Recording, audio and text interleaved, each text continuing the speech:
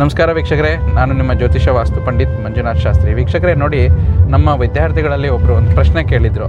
ಏನಂದರೆ, ಗುರುಜಿ ನಮ್ಮ ಹತ್ರ ಒಬ್ಬರು ಬಂದಿರೋರು ಚಾರ್ಟು ಹಾಕ್ಸ್ಬಿಟ್ಟು ಅವರು ವ್ಯಕ್ತಿ ಬದುಕಿರಲಿಲ್ಲ, ಆದರೂ ಅವರು ಬದುಕಿರೋರು ಇಲ್ಲ ಅಂತ ನಮ್ಗೆ ಹೇಳ್ದಿರಂಗೆ ಕೇಳಿಬಿಟ್ಟು ಪ್ರೆಡಿಕ್ಷನ್ಸ್ ಕೇಳಿ ಆಮೇಲೆ ಹೇಳಿದರು ಇವರು ತೀರ್ಕೊಂಡಿದ್ದಾರಂತೆ. ಸೊ ಈ ಥರ ಕೆಲವೊಬ್ಬರು ಅಸ್ಟ್ರಾಲಜರ್ಸ್ದು ಅಥವಾ ಪ್ರೆಡಿಕ್ಷನ್ ಮಾಡೋರ ಒಂದು ಚಾಣಕ್ಯತೆಯನ್ನು ಟೆಸ್ಟ್ ಮಾಡ್ತಾರೆ. ಅದಕ್ಕೆ ಒಂದು ಸಿಂಪಲ್ ಟೆಕ್ನಿಕ್ ನೋಡಿ, ನಿಮ್ಮ ಹತ್ರ ಯಾವುದೇ ಒಂದು ಚಾರ್ಟ್ ಬಂತು ಅಂದರೆ ವ್ಯಕ್ತಿ ಬದುಕಿದಾರಿಲ್ಲ ಅಂತ ಗೊತ್ತಾಗಿರಬೇಕು ಅಂದರೆ ನಿಮಗೆ KP ಅಸ್ಟ್ರಾಲಜಿ ನಾಲೆಜ್ ಇರಬೇಕು. ಸೊ KP ಅಸ್ಟ್ರಾಲಜಿ ಪ್ರಕಾರ ಒಂದು ಪ್ರಶ್ನೆ ಕುಂಡಲಿ ತಯಾರು ಮಾಡ್ಕೊಳ್ಳಿ.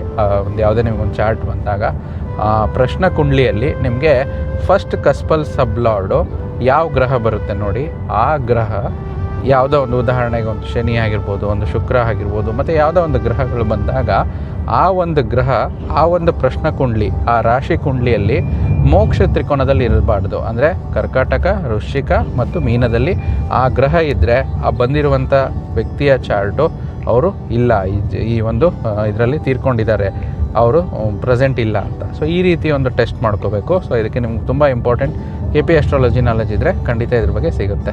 ಈ ರೀಲ್ ನೋಡಿದ್ದಕ್ಕಾಗಿ ಧನ್ಯವಾದಗಳು.